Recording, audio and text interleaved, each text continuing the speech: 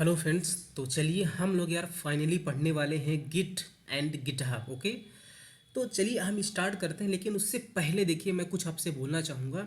ये गिट इतनी इम्पॉर्टेंट चीज़ है कि ये बहुत ही ज़्यादा यूज होती है इंडस्ट्रीज़ में, स्पेशली जब जाके किसी भी कंपनी में काम करेंगे ना, तो वहाँ पर क्या होता है ना, टीम में काम होता है। आप अकेले प्रोजेक्ट पर काम नहीं करते हो, तो सब लोग क्या करेंगे, अपना अपना काम करेंगे, राइट। जिनको जो जो टास्क दिया जाएगा, कुछ मॉड्यूल्स होते हैं प्रोजेक्ट में, तो सबको अपना अपना टास्क दिया जाएगा। अब अगर सबको जब अपना अपना टास्क दिया जाएगा, तो जो उन्होंने टास्क किया है, दूसरों लोगों ने टास्क किया है, तो उनका जो टास्क है, क्योंकि वो एक प्रोजेक्ट का हिस्सा है, तो आपके पास वो कैसे आएगा। आप यार पेन ड्राइव लेके तो बार बार कॉपी नहीं करोगे ना सबसे कि भैया हाँ आपने जो किया है वो हमें दे दो, हमें हमारे प्रोजेक्ट में चाहिए, है ना। ऐसे आप नहीं कर सकते। अगर आप ऐसा कर भी रहे हैं ना, तो बहुत ज़्यादा टाइम कंज्यूमिंग होता है और वो बहुत अच्छा और इफ़िशियंट तरीका नहीं है। ओके, गिट से पहले और भी बहुत सारी चीज़ें थी जिनको हम लोग पहले यूज़ करते थे, लेकिन अभी वो इतना ज़्यादा ट्रेंड में नहीं है। हम लोग गिट के ही बारे में बात करेंगे और इसको किस तरह से यूज करना है उसको हम बहुत अच्छी तरह से सीखेंगे। तो स्पेशली गिट वहाँ पर यूज होता है जब आप टीम में काम करते हो, तो वहाँ पर जो दूसरे लोग कोड करते हैं ना, उनका कोड लेना हो या आपके प्रोजेक्ट को हैंडल करना हो। जब आप प्रोजेक्ट बना रहे हैं तो आपके प्रोजेक्ट के कई सारे वर्जन्स हो सकते हैं टाइम टाइम पर, तो उन हर एक वर्जन को जो मेंटेन करना हो, उन सब चीज़ों के लिए गिट यूज होता है। तो ये बहुत ही इंपॉर्टेंट चीज़ है। ओके, तो इसको हम लोग पूरा देखने वाले हैं। गिट को हम लोग शुरू से लेके अंत तक देखेंगे। तो बस आप सारे वीडियोस मेरे देखना, मैं आपको बता दूं, बिलीव मी, आप गिट बहुत अच्छी तरह से सीख जाओगे। ओके, और गिट का सिर्फ मैं आपको ये नहीं सिखाऊंगा, मतलब सिखाऊंगा तो है ही, और उसके बाद ना मैं आपको बताऊंगा कि इक्लिप्स का यूज करके आप किस तरह से गिट यूज करते हो। ओके, क्योंकि देखो क्या होता है, जब आप इंडस्ट्रीज में काम करते हो तो आप कोई ना आईडी यूज करोगे, या तो इक्लिप्स यूज करोगे या इंटेलिजे यूज करोगे, या मान लीजिए आप विजुअल स्टूडियो कोड यूज कर रहे हो, तो वहाँ पर ना बहुत ज़्यादा कमांड नहीं लिखे जाते। क्या होता है, बिल्ट इन होता है सब कुछ इक्लिप्स के अंदर, और वहाँ पर सिंपली आप बटन को क्लिक करके कोड को पुश या पुल कर सकते हो। ओके, जब हम पुश की बात कर रहे हैं, मतलब ये किसी भी रिमोट लोकेशन पर अपने पूरे कोड को रखना। रिमोट लोकेशन क्या होता है, देखिए, जब भी आप कोई भी चीज़ कहीं इंटरनेट पर स्टोर करते हैं, वो कहाँ पर स्टोर होती है, कहीं ना कहीं सर्वर होता है ना। सर्वर मतलब कहीं ना कहीं स्टोरेज होता है, वहाँ पर आपका सारा कोड क्या होता है, जाके स्टोर हो जाता है। तो जब आप कोड वहाँ पर अपना स्टोर करते हैं, मतलब कि वहाँ पर आपको अपना कोड भेजना पड़ेगा, तो उसे हम बोलते हैं पुश करना। और जब कोई भी कोड पहले से वहाँ पर है और आप उस कोड को अपने सिस्टम में चाहते हो जहाँ पर आप एक्चुअली में कोडिंग कर रहे हो, तो उसे हम बोलते हैं कोड को पुल करना। हालांकि ये सारी टेक्निकल बातें जो हैं हम अपने अगले मतलब अपकमिंग वीडियोस में धीरे धीरे समझेंगे, लेकिन बेसिकली हम गिट के बारे में पूरा सीखेंगे। तो सबसे पहले देखिए, गिट हमें हमारे सिस्टम में इंस्टॉल करना पड़ेगा। ओके, गिट वो चीज़ है जिसको हम लोग यूज़ करके अपने प्रोजेक्ट को मैनेज करते हैं। गिटहब आप ये समझिए, ये एक प्लेस है जहाँ पर हम अपने कोड को स्टोर करते हैं। ये एक रिमोट लोकेशन है, ओके, जहाँ पर हमारा प्रोजेक्ट स्टोर होता है, जहाँ पर हम कोड को पुश या पुल कर सकते हैं, जहाँ पर जो भी हम कोडिंग स्टोर करेंगे वो हमारे सारे वर्जन को मेंटेन करेगा। तो हम अपने कोड का जो भी वर्जन्स है या जो भी स्टेटस है, यहाँ पर गिटहब में जा करके पूरा पूरा चीज़ देख सकते हैं। तो सबसे पहले देखिए, मुझे दो काम करना पड़ेगा। ओके, तो सबसे पहले मुझे गिट अपने सिस्टम में इंस्टॉल करना पड़ेगा, और उसके बाद गिटहब एक मतलब कि वेबसाइट की ही तरह है जहां पर आपको जाके अकाउंट बनाना पड़ेगा और आप अपने पूरे कोड को यहां पर देख सकते हो। तो चलिए सबसे पहले हम यहां पर गिटहब पे अकाउंट बनाते हैं। अच्छा, अकाउंट बनाने से पहले मैं आपको एक बात बता दूं कि अगर आपने पहले से ही, आपके पास कोई अकाउंट है, आपने वहां पर कोड को पुश या पुल किया है, थोड़ा बहुत जो भी आपको गिट या गिटहब आता है या नहीं आता, अगर आपने पहले से कोड को पुश और पुल अपने गिटहब पे किया है, तो आप उसी अकाउंट को यूज कर लेना। ओके, अभी मैं जो स्टेप करने वाला हूं, अगर आपने पहले से कोड पुश या पुल किया है गिटहब पे, तो आप वो सारी स्टेप मत करना। नहीं तो क्या होगा, आपको एरर मिल जाएगी और आप बहुत परेशान हो जाओगे। अगर आप एब्सोल्यूट बिगनर हो, आप चाहते हो कि आप मेरे साथ गिटहब पे एक नया अकाउंट बनाओ और सब कुछ शुरू से स्टार्ट करो, तो आपको ये सारे स्टेप अभी मैं जो करने वाला हूँ वो फॉलो करने की ज़रूरत है। अगर आपने पहले से गिटहब पे कोड पुश या पुल किया है तो आपको कोई भी चेंजेस करने की ज़रूरत नहीं है। आप अगले वीडियो से मेरे सारे ट्यूटोरियल्स को फॉलो करना और आप सीख जाओगे। लेकिन अगर आप बिगनर हो, आप नया अकाउंट बना रहे हो, तो आपको ये सारी चीज़ें करने की ज़रूरत है। दूसरी बात मैं आपको बोल दूं कि अगर आपने कोड को पहले से किसी भी गिटहब अकाउंट में पुश या पुल किया है और आप दूसरा अकाउंट बना रहे हो मेरे साथ में, तो भी आपको वो सारी चीज़ें चेंज करने की ज़रूरत पड़ेगी जो मैं अभी बताने वाला हूँ। नहीं तो आपको कुछ एरर मिलेगी, आपको ऐसी एरर मिलेगी कि जो आपका रिमोट है वो डिनाई कर रहा है, आप वहाँ पर कोड को पुश नहीं कर सकते। तो ऐसी कई सारी प्रॉब्लम्स मेरे भाई आपको आ सकती हैं। तो मेरे मेरे को अपना शुरू से फॉलो करना। ओके, अगर आप नया अकाउंट बना रहे हो तो, अगर आप नया अकाउंट मेरे साथ नहीं बना रहे हो, पुराने अकाउंट में आपने कोड को पुश पुल किया है, तो आपको कोई भी चेंजेस अपने सिस्टम में करने की ज़रूरत नहीं है। ओके, तो चलिए मैं मान के चल रहा हूँ कि आप नए हैं, मेरे साथ सब कुछ करेंगे। तो चलिए सबसे पहले आपको क्या करना पड़ेगा, आपको गिटहब में आपको अपना अकाउंट बनाना पड़ेगा। तो सबसे पहले आप यहाँ पर सिंपली गिटहब लिख दीजिए, तो आपको ये ओपन होके आ जाएगा github.com। तो यहाँ पर आपको पहले साइन अप करना पड़ेगा। यहाँ पर साइन अप के ऑप्शन में आप आइए, और मैंने पहले से अपना अकाउंट बना के रखा है, तो वो बता रहा है कि this user name already not available है, टेकन है। तो आपको यहाँ पर क्या करना है, कोई भी यूज़र नेम डाल देना है। ओके, तो जब आप यहाँ पर अपना यूज़र नेम डालोगे, ईमेल डालोगे और यहाँ पर आप अपना पासवर्ड डालोगे, तो चलिए मैं यूज़र नेम अपना डाल देता हूँ, लेट्स से, और मैं इसको कर देता हूँ 3। ये हमारा यूज़र नेम है, अवेलेबल है।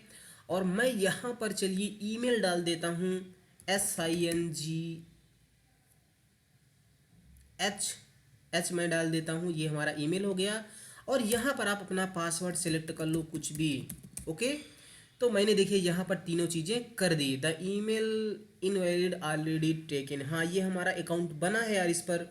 तो मैं एक काम करता हूँ, आप अपना यहाँ पर अकाउंट ईमेल डाल देना, और उसके बाद सिंपली आप यहाँ से वेरीफाई कर लेना। वेरीफाई जब आप यहाँ पर क्रिएट करोगे तो आपको ये लोग क्या करेंगे, आपके मेल पर आपको एक वेरिफिकेशन लिंक जाएगा, जो भी आप यहाँ पर मेल में डालोगे। ओके, जो भी आप यहाँ पर मेल में डालोगे, तो वहाँ पर आपको सिंपली क्या करना है, जाके उस लिंक को क्लिक कर देना है, वहाँ पर लिखा रहेगा। और जब आप वहाँ पर क्लिक करेंगे तो आपको लॉगिन के लिए मांगेगा, तो आप अपना ये वाला यूज़र नेम और अपना ये पासवर्ड दे करके आपको लॉगिन कर लेना है। ओके, तो मैं यार यहाँ पर अकाउंट नहीं बनाता हूँ यार, मेरा अकाउंट पहले से है, लेकिन आप बना लेना। तो देखिए ये हमारा अकाउंट यहाँ पर आ चुका है, मैं सिंपली इसमें लॉगिन कर लेता हूँ। तो आई होप कि आप लोग इतना कर ही लोगे यार, और डेफिनेटली आप सॉफ्टवेयर इंजीनियर बन रहे हो तो इतना तो आप कर ही लोगे। ओके, पहली बार जब आप यहाँ पर आओगे तो आपको ये कुछ ऐसा दिखेगा। ओके, अगर ये ऐसा नहीं भी दिख रहा है तो बिल्कुल भी डरने की ज़रूरत नहीं है, इसमें आपको बहुत ज़्यादा कुछ दिमाग लगा के समझने की ज़रूरत नहीं है। ओके, चलिए आप यहाँ पर कार्नर में जाना और अपने प्रोफाइल में जाना सबसे पहले। ओके, प्रोफाइल में जब आप जाओगे, अगर आपने पहले से कोड को पुश या पुल किया है तो आपको वो सारी यहाँ पर कुछ चीज़ें रिपोजिटरीज दिखेंगी। अगर आपने कुछ भी नहीं किया है तो आपको यहाँ पर सिंपली इस तरह से दिखेगा सब कुछ। ओके, यहाँ पर कुछ भी नहीं है। तो अगर आप अपने कोड को देखिए क्या होता है, आप जब आप अपना प्रोजेक्ट बनाओगे तो आप अपना प्रोजेक्ट क्या करोगे, यहाँ पर रखोगे, यहाँ पर रखोगे। ओके, तो हो सकता है ना कि आप कई सारे प्रोजेक्ट यहाँ पर रखो, है ना, आप मल्टीपल प्रोजेक्ट यहाँ पर रख सकते हो। तो यहाँ पर होता क्या है एक्चुअली में, अब बात को मेरे ध्यान से सुनना, अब आप सीखोगे। ओके, यहाँ पर होता क्या है कि हम लोग रिपोजिटरीज बनाते हैं। यहाँ पर देखिए लिखा है रिपोजिटरीज। रिपोजिटरीज का मतलब सिंपली आप ये समझिए कि आपका प्रोजेक्ट है वो, ठीक है। तो अब जब आप मल्टीपल प्रोजेक्ट रखना चाहते हो यहाँ पर, तो आपको मल्टीपल रिपोजिटरीज बनानी पड़ेंगी, है ना। आप एक रिपोजिटरी जब बनाओगे तो उसके अंदर आप अपने एक प्रोजेक्ट को मेंटेन कर सकते हो। जब आप दूसरा प्रोजेक्ट इसमें रखना चाहते हो तो आपको दूसरी रिपोजिटरीज बनानी पड़ेगी। तो इसी तरह से यहाँ पर आप बहुत सारी रिपोजिटरीज बना करके बहुत सारे अपने प्रोजेक्ट रख सकते हो। तो अगर हमें अपना प्रोजेक्ट रखना है, इसका मतलब मुझे यहाँ पर रिपोजिटरीज बनानी पड़ेंगी। अब अगर हमें यहाँ पर रिपोजिटरीज बनानी है तो उसको हम आगे भी देखेंगे, लेकिन अभी मैं आपको एक रिपोजिटरी क्रिएट करके बता रहा हूँ। अगर आप रिपोजिटरी को क्रिएट करना चाहते हो तो यहाँ पर न्यू का ऑप्शन है, यहाँ से भी क्रिएट कर सकते हो। नहीं तो सबसे बेस्ट ऑप्शन है कि यहाँ पर आपको एक प्लस का आइकन दिख रहा है, आप इस प्लस के आइकन में जाइए, क्लिक करिए और देखिए यहाँ पर लिखा है न्यू रिपोजिटरी। तो जब आप वहाँ पर क्लिक कर दोगे तो वो ये आपको इस पेज पर लाएगा। अब इस पेज को फिर से देख के बिल्कुल भी मत डरना, इसमें कुछ भी नहीं है, ये सिंपल सा यूआई है यार, जिसको आपको यूज करना है, तो इसमें बहुत ज़्यादा समझने की ज़रूरत नहीं है। ओके, और फिर धीरे धीरे जब आप इसको यूज करना चालू करोगे ना, तो मैं सच बताऊँ आप सीख जाओगे। मुझे भी पहली बार ना बहुत डर लगता था ये सारी चीज़ें क्या हैं, लेकिन अभी कुछ भी नहीं है ये। ओके, तो अब आपको यहाँ पर क्या करना है, आपको एक रिपोजिटरीज बनानी पड़ेगी। रिपोजिटरी क्यों बनानी पड़ेगी, क्योंकि मुझे अपने प्रोजेक्ट को यहाँ पर रखना है। ठीक, अब यहाँ पर देखिए आपको लिखा भी है क्रिएट अ न्यू रिपोजिटरी, इतना तो आप पढ़ ही सकते हो। फिर देखिए यहाँ पर लिखा है ओनर कौन है, देखिए हमारा यूजर नेम आ रहा है यहाँ पर वशिष्ठ सिंह 2 नाम से। ओके, और यहाँ पर लिखा है रिपोजिटरी नेम, तो आपको यहाँ पर अपने रिपोजिटरी नेम का, अपने रिपोजिटरी का नाम रखना है। अब अगर आप नाम रख रहे हो अपने रिपोजिटरी का यार, तो कुछ ऐसा रखो कि रिपोजिटरी का नाम देख करके ही आपको पता चल जाए कि हाँ यार ये वाला प्रोजेक्ट हमने इस रिपोजिटरी में रखा है। तो जो आप प्रोजेक्ट को रिपोजिटरी का नाम रख रहे हो, कोशिश करो कि ये अपने प्रोजेक्ट से मिलता जुलता रखो। ये रिकमेंडेड है, जरूरी नहीं है। चलिए मैं यहाँ पर एक टेस्ट रिपो नाम से एक रिपोजिटरी बना लेता हूँ। ओके, अब देखिए यहाँ पर ये सजेस्ट कर रहा है कि हाँ यार आप ये नाम यूज कर सकते हो, ये अवेलेबल है। अगर अवेलेबल नहीं है तो आपको कुछ और नाम देना पड़ेगा। ठीक है, तो यार हमने यहाँ पर अपने रिपोजिटरी का नाम दे दिया है। अब यहाँ पर देखिए एक ऑप्शन है डिस्क्रिप्शन का। अगर आप अपनी रिपोजिटरी, अपने प्रोजेक्ट के बारे में कुछ लिखना चाहते हैं तो यहाँ पर लिख दीजिए। मैं लिख देता हूँ this is my test repo, nothing else. Okay, हमने यहाँ पर सिंपल मैसेज दे दिया। अब यहाँ पर आपको आ रहा है पब्लिक एंड प्राइवेट का ऑप्शन। तो अगर आपने पब्लिक रखा तो जब भी आप अपनी इस रिपोजिटरी का यूआरएल, देखिए ये सब कुछ कहाँ पर हो रहा है यार, ये वेबसाइट ही तो है सिंपल, तो हर एक पेज का कुछ ना कुछ यूआरएल होगा। तो मान लीजिए आपने प्रोजेक्ट बनाया कोई अच्छा सा, आप अपना प्रोजेक्ट किसी को दिखाना चाहते हो, पब्लिक रखना चाहते हो, तो जब आप अपना यूआरएल वो दोगे अपने रिपोजिटरी का, तो लोग आपकी रिपोजिटरी को देख लेंगे आकर के। तो अगर आपको सबको दिखाना है तो पब्लिक रखिए, नहीं तो प्राइवेट रख लीजिए।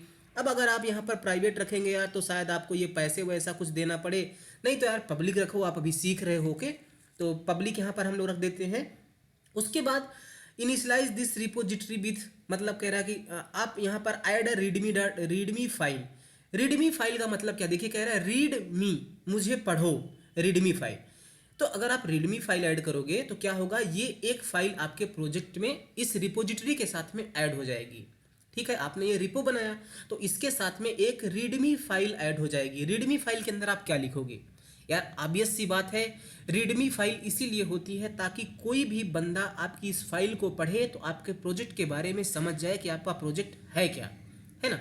अगर आप रीडमी फाइल ऐड नहीं करना चाहते तो मत ऐड करो, नहीं तो कर लो। अभी के लिए मैं नहीं कर रहा हूँ, आगे मैं आपको और बहुत सारी चीज़ें बताऊंगा।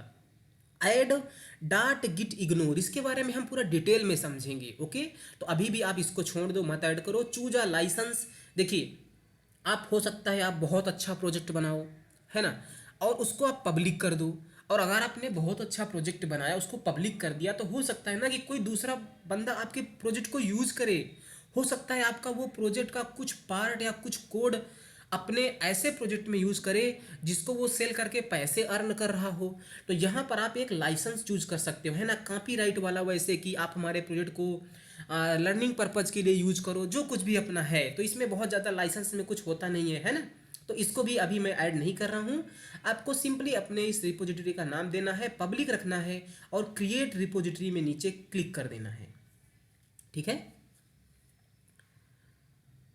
तो जब आप यहाँ पर क्रिएट रिपोजिटरी पे क्लिक कर दोगे तो आपको ये इस पेज पे लाएगा। और अगेन इसको फिर से आपको देख के बिल्कुल भी नहीं डरना है, ये कुछ नहीं है। यहाँ पर आपको कुछ कमांड्स दे दिया है वो पहले से ही, आप इन सब कमांड्स का यूज़ करके कोई भी प्रोजेक्ट आप अपनी इस रिपोजिटरी, जिसका नाम टेस्ट रिपो है, इसमें रख सकते हो। और इस टेस्ट रिपो का मतलब कि इस रिपोजिटरी में अपना कोड आप पुश कर सकते हो। ये कमांड है, इसको मुझे सीखना पड़ेगा और इसे यही तो सीखने के लिए ये पूरा मैं कोर्स डिजाइन कर रहा हूँ। तो इसको देख के डरना मत। यहाँ पर देखिए लिखा है create a new repository on command line, है ना, क्रिएट कैसे कर सकते हैं या कोड को पुश कैसे करना है ना। लिखा है कि पुश किस तरह से करोगे, है ना, कमांड लाइन का यूज करके, उसके लिए यहाँ पर कुछ कोडिंग लिखी है। तो ये सिंपली कमांड्स हैं और इन्हीं कमांड्स को मुझे समझना है, इन्हीं कमांड्स को हमें समझना है। तो यहाँ पर देखिए हमने एक सिंपल सी अपनी एक रिपो बना ली। अब अभी इस रिपोजिटरी को तो हमने बनाया, लेकिन अभी इसमें हमने अपना कोई भी फाइल या प्रोजेक्ट नहीं रखा है ना। तो ये इस तरह से दिखती है। आपने एक रिपोजिटरी बना ली, आप यहाँ से क्लिक करके आप और एक रिपोजिटरी बना लीजिए, है ना। आप यहाँ पर लिख दीजिए टेस्ट रिपो 2 नाम से बना लीजिए। इसको भी आप पब्लिक रखिए। यहाँ पर देखिए ये इवैल्यूएट कर रहा है, इसको भी आप पब्लिक रखिए। यहाँ पर क्रिएट कर दीजिए, क्रिएट रिपोजिटरी कर दीजिए। तो यहाँ पर देखिए ये दूसरी हमारी रिपो क्रिएट हो गई, है ना। आप अपने यहाँ पर प्रोफाइल में फिर से रिटर्न होके जाइए। तो देखिए जो भी आपने रिपोजिटरी यहाँ पर क्रिएट की है आपको दिख रही है टेस्ट रिपो 2। और यहाँ पर आप रिपोजिटरी में देखिए कह रहा आगे लिखा है ना 2, मतलब 2 आपने रिपोजिटरी बनाई है। और ये देखिए यहाँ पर दोनों रिपोजिटरी दिख रही हैं। अब इनको ओपन करोगे तो कुछ भी नहीं होगा, क्योंकि इनके अंदर कुछ आपने अभी रखा नहीं है ना। तो अब कोड किस तरह से रखना है इसमें हम उस पर आगे बात करेंगे। फिलहाल यहाँ पर समझने वाली बात यह है कि हमने अपना अकाउंट बना लिया, रिपोजिटरी किस तरह से बनाना है, रिपोजिटरी होती क्या है, वो थोड़ी बहुत चीज़ें हमने सीख ली हैं। ठीक है, आपको इतना समझ में आया। अब चलिए हम लोग गिट को इंस्टॉल करते हैं, है ना। हमारा एक काम हो गया, हमने अपना गिटहब अकाउंट सेटअप कर लिया है। अब मुझे गिट को इंस्टॉल करना पड़ेगा। तो गिट को इंस्टॉल करने के लिए सिंपली आप टाइप करिए गिट इंस्टॉल और उसके मतलब क्लिक कर दीजिए। और यहाँ पर जो git-scm.com की वेबसाइट आ रही है इसको आपको ओपन कर लेना है। ओपन जब आप कर लोगे ना तो इसकी ब्यूटी ये है कि ऑटोमेटिक ये आपके ओएस को डिटेक्ट कर लेगा। अब मैं इतना मान के चल रहा हूँ यार कि आप मैक या लाइनक्स वाले हो, तो उसके अकॉर्डिंग आप मतलब आपको वहाँ पर तो पहले से ही लाइनक्स वगैरह में मिल जाता है गिट, आपको इंस्टॉल करने की ज़रूरत नहीं है। विंडोज़ के लिए मैं बता रहा हूँ, यहाँ पर देखिए इसने डिटेक्ट कर लिया है। तो सिंपली आप यहाँ पर क्लिक ना करके यहीं पर क्लिक कर दीजिए और ये आपको डाउनलोड कर देगा। जब आप यहाँ पर क्लिक कर दोगे, मैं इसको क्लिक भी कर देता हूँ आपके लिए, हालांकि मैंने डाउनलोड तो कर लिया है। और ये देखिए ये फाइल डाउनलोड होना स्टार्ट हो गई है। इसको मैं सिंपली यहाँ से ओपन करके आपको दिखाता हूँ। देखिए ये डाउनलोड हो रहा है, ये बता रहा है 1, क्योंकि एक फाइल पहले से मेरे पास डाउनलोडेड है। अब ये बड़ी फाइल है, मैं इसको कैंसिल कर देता हूँ, मैं डाउनलोड नहीं करूँगा। आपको इसको डाउनलोड कर लेना है। ओके, डाउनलोड करने के बाद मैं इसको बंद कर देता हूँ यार आपके लिए। और सिंपली मैं यहाँ पर जाऊँगा अपने यहाँ पर और डाउनलोड्स में चलता हूँ। और डाउनलोड्स में मैं जब जाऊँगा तो यहीं पर आप सर्च करना। देखिए मेरे सिस्टम में यहाँ पर इंस्टॉल हो चुका है, वो डाउनलोड हो गया है।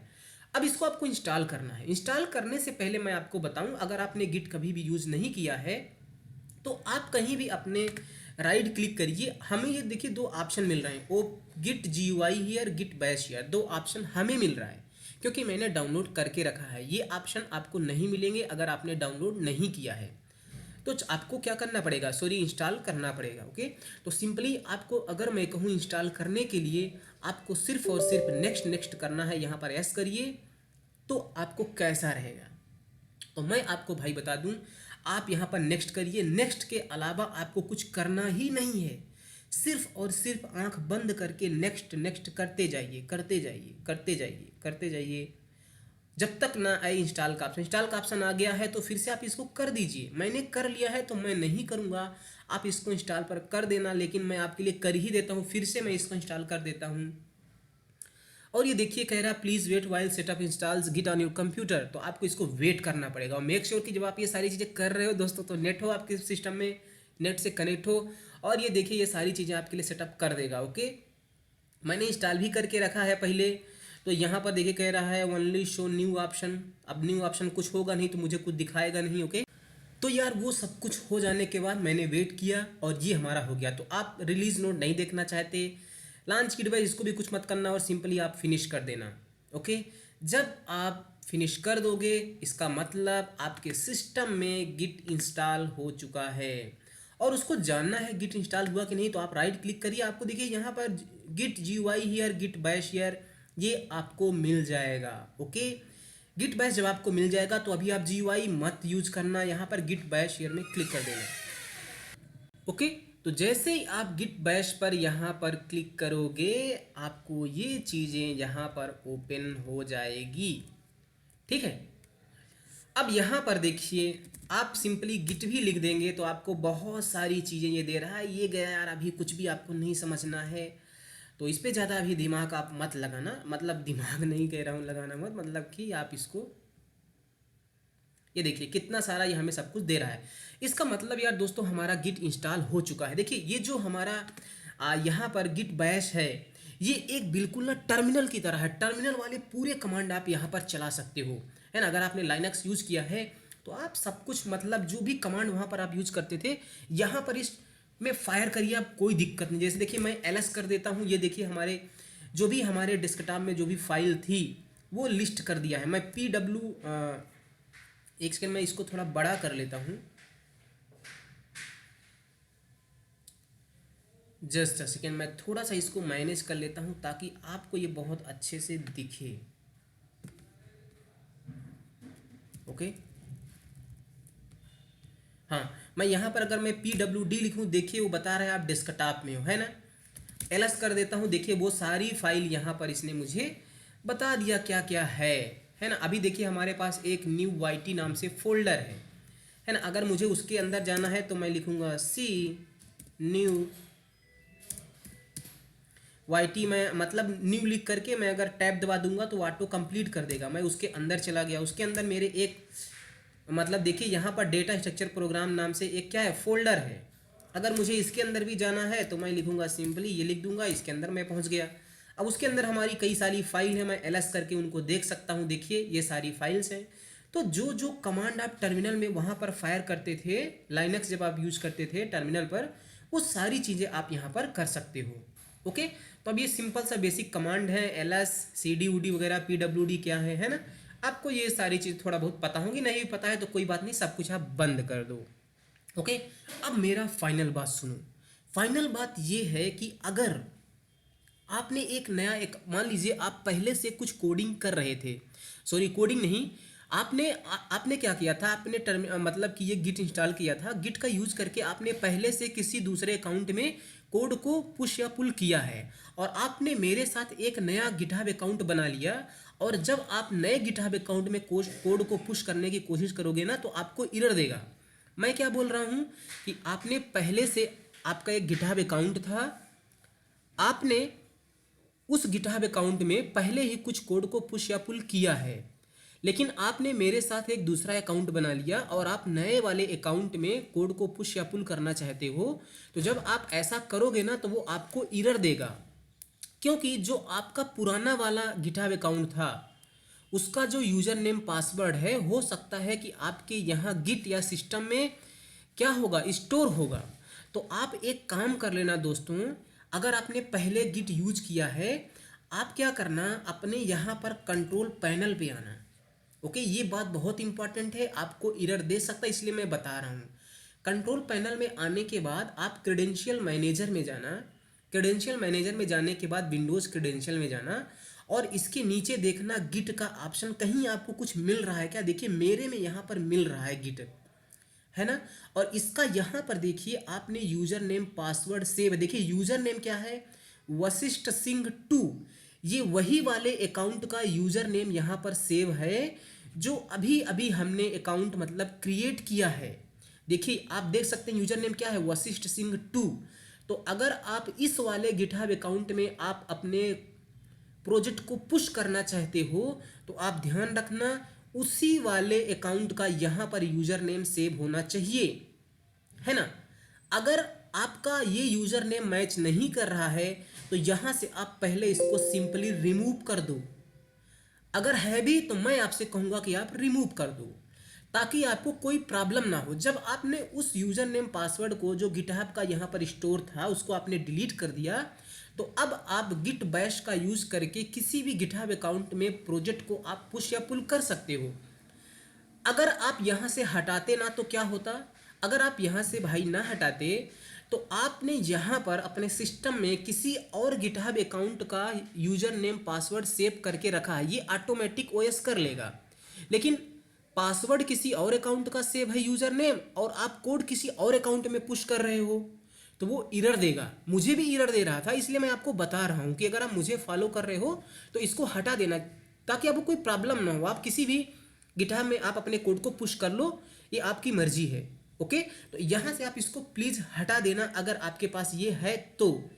अगर आपने गिटहब अकाउंट नया नहीं बनाना है, पुराना वाला ही आप यूज करना चाहते हो तो वेल एंड गुड, तब आपको यहाँ से हटाने की जरूरत नहीं है ना। तो अब आई होप कि आपको आपके सिस्टम में गिट भी इंस्टॉल हो गया है, गिटहब पे अकाउंट भी इंस्टॉल हो गया है। और दोस्तों अपने अगले वीडियो में हम इस गिटहब को अच्छी तरह से स्टेप बाय स्टेप समझने वाले हैं। So thank you so much, bye bye.